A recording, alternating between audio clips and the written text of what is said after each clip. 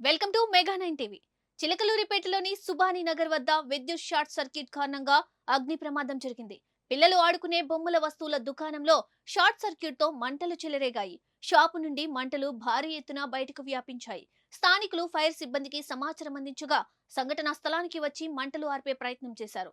సంఘటనా స్థలంలో తహసీల్దార్ Hussain, municipal commissioner Shri Haribabu పర్యవేక్షించారు. ప్రమాదంలో 10 నుండి 15 లక్షల దాకా ఆస్తి నష్టం ఉంటుందని అధికారులు తెలిపారు.